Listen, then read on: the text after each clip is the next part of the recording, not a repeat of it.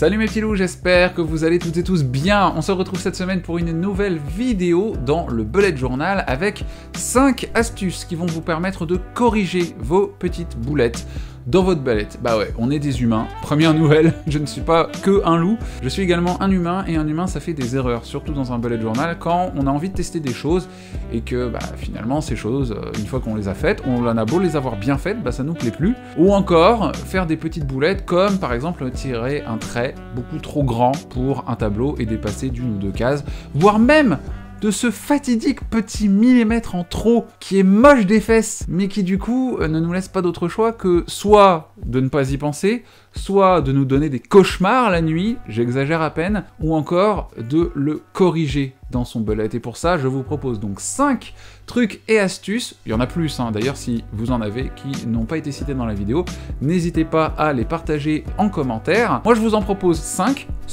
des plus connus, mais surtout 5 que j'utilise le plus dans mon propre bullet journal, 5 astuces pour corriger les éventuelles erreurs que l'on commet dans son bullet journal. Ma première astuce, elle est simple comme bonjour. Imaginez un pitbull du genre bien remonté, bien agressif, qui vous lâche une énorme flaque d'urine sur votre pied. Qu'est-ce que vous faites? Est-ce que vous le prenez comme une feuille de papier A4, que vous la chiffonnez, vous la jetez à la poubelle? Ou est-ce que vous laissez le chien finir? Perso, je le laisse pisser. Par cette image extrêmement glamour et romantique, je vous propose de simplement laisser pisser le chien. C'est-à-dire, lorsque vous commettez une erreur, de juste pas intellectualiser le truc. C'est pas grave de faire des erreurs dans son bullet, on en fait tous, moi le premier. Vous en avez vu énormément, je pense, dans mes divers plans with me, dans mes vidéos bullet journal sur cette chaîne. J'en commets, je crois, à chaque page. Bon. Comme je suis un peu psychorigide et un peu psychopathe dans ma tête, je le reconnais, je corrige beaucoup. Mais pour corriger, vous n'êtes pas obligé d'arracher la page directement. C'est ça que je veux dire. Vous pouvez tout simplement, soit, comme je le disais, ne rien faire, soit juste barrer et écrire juste à côté. Ça arrive. Il y a même mon professeur de CM2 qui à l'époque me disait si vous commettez une erreur, vous mettez le truc entre parenthèses, vous barrez et vous réécrivez à côté. Ça se peut. Ou encore, une petite technique que je tiens de chez Elise Francis que je trouve assez sympa, c'est celle de faire un petit écrit et d'écrire « voilà, juste à côté. Vous barrez, vous mettez une bulle de texte façon BD et vous faites « si seulement ». Par exemple, quand vous avez écrit 2 fois le mois d'août dans votre calendex et que là, au lieu d'écrire septembre, vous écrivez le mois d'août et là vous écrivez « si seulement ça pouvait durer 3 mois ». Voilà, l'humour, ça marche toujours. La deuxième astuce, c'est celle du sticker. C'est une astuce que j'utilise tout le temps dans mon bullet journal, en utilisant par exemple les tout petits stickers étoiles que l'on retrouve sur les planches de chez June, chez Valley of Paper. Je les utilise pour ça. Il m'arrive par exemple de tirer un trait pour faire un tableau qui est un petit peu trop grand, je vous le disais en début de vidéo, je peux mettre une petite étoile et je décore mon carnet avec ces petites étoiles. Voilà, ça peut passer.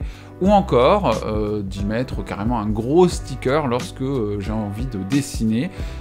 Dans mon carnet de vie, par exemple, j'ai envie de dessiner, ou même dans mon bullet journal, j'ai envie de dessiner un gland. Voilà, bon, je rate mon gland, je lui fais un chapeau complètement dégueulasse. Bon, je recouvre avec un gros sticker, histoire de gâcher cette erreur. Et parfois, je me retrouve avec des pages décorées de stickers, mais finalement, ça va. Parce que les stickers sont plus jolis que les espèces de flaques de vomi que j'ai dessinées. Bon, on peut dire que je suis très sévère envers moi-même, c'est vrai, j'essaye de me soigner, je vous le promets. En tout cas, ce genre d'astuce fonctionne très bien pour camoufler ces boulettes. Pour cette troisième astuce, je vous propose d'utiliser les fameux blancos. Vous avez le stylo blanc pour les toutes petites traces, ou encore carrément le gros rouleau de correcteur blanc. Mais attention, cette astuce ne fonctionne que si vous utilisez du papier extrêmement blanc. Par exemple, sur le papier de couleur écrue du Leuchtturm, votre blanco va se voir. Après, c'est pas grave.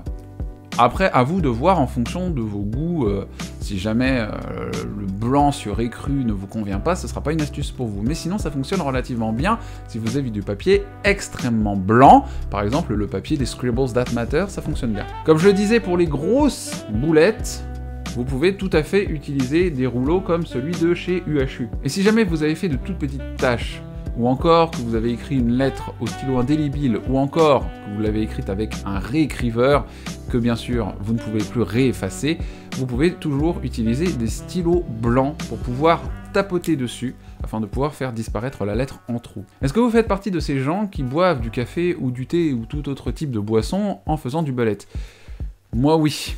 Et du coup, il m'arrive de tacher mon ballet avec du café. Si vous faites des grosses taches que vous ne pouvez malheureusement pas effacer ou camoufler avec des stickers, vous pouvez toujours répéter ces motifs. Ça peut arriver, vous pouvez tout simplement, par exemple, si vous avez fait une grosse tache, eh bien, répéter la tâche. En fait, ce qui est vachement bien quand on camoufle une tâche, c'est de la faire passer pour une erreur volontaire. Et en fait, une erreur volontaire n'est donc pas une erreur, c'est une action délibérée et cela ne passe plus pour une boulette. Vous la répétez, vous pouvez vous en servir pour faire moult répétitions de tâches et faire une belle décoration finalement, comme quoi même les accidents peuvent produire de belles choses. Ma cinquième et dernière astuce, elle est toute simple mais très efficace. Il s'agit tout simplement de coller 2 pages ensemble.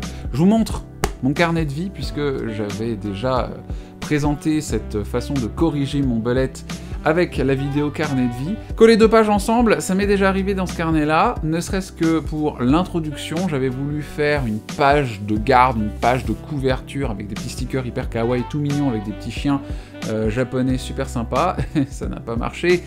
Donc c'était beaucoup trop coloré, ça ne correspondait plus du tout au style que je voulais utiliser pour la décoration de mon bullet. Résultat des courses, j'ai collé 2 pages ensemble, par contre faites attention puisque à cause de cette astuce, votre feuille va se retrouver avec un grammage double. Si vous utilisez un carnet Scribble That Matter par exemple avec du 160 GSM, vous allez vous retrouver avec une page à 320 GSM, c'est-à-dire plus qu'un grammage de papier pour aquarelle. Là par exemple, dans mon carnet de vie, donc un carnet qui ressemble à un Le Monde, c'est un L'Organisé des astuces de Margot, c'est du 120 GSM, x2 ça fait 240, on se rapproche du 300, donc du papier aquarelle. Résultat des courses, ça se voit et surtout ça s'entend.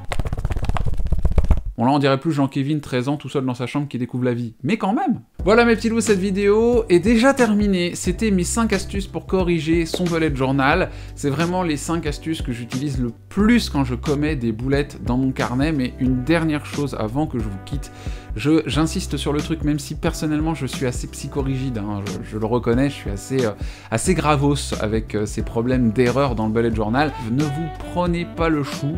Vous arrivez à les corriger, eh ben tant mieux. Vous n'arrivez pas à les corriger, jouez-en. Dites-vous, ah, là ma créativité elle a pris un virage à droite et écrivez un petit texte en dessous à la limite. Relativisez, c'est pas grave de faire des erreurs dans son bullet. Moi, j'essaye de me soigner, hein, ça fait 3 ans, j'essaye, je persévère. Merci en tout cas, mes petits loups, d'avoir regardé cette vidéo, j'espère qu'elle vous aura aidé, qu'elle vous aura plu également.